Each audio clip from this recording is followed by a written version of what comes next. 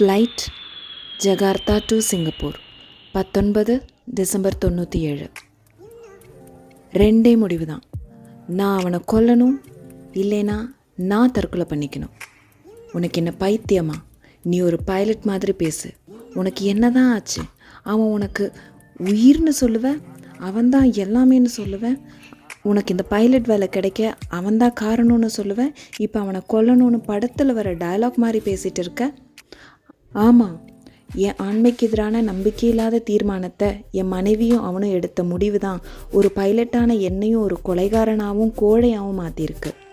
70 நாளாக தேடிட்டுருக்கேன் அந்த கார்ப்பரேட் நிறைய. பழிவாங்கும் வெறியே காலம் குறைக்கும்னு சொல்லுவாங்க, ஆனால் எனக்கு இப்போ வர கூட்டிகிட்டு மட்டும்தான் இருக்குது. 19 டிசம்பர் 97. ஜகார்த்தாவிலிருந்து சிங்கப்பூர் செல்ல தயாரான 737 போயிங் விமானம்.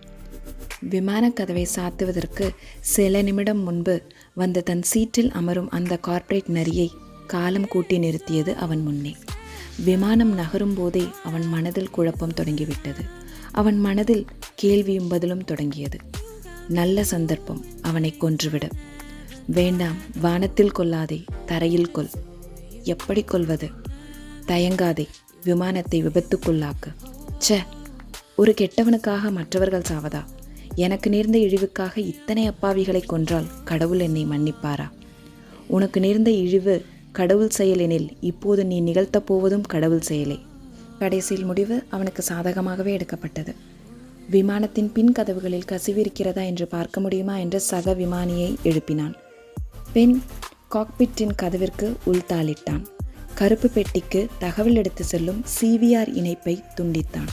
விவரப்பதிவு செய்யும் FTR கருவியை செயலிழக்கச் செய்தான்.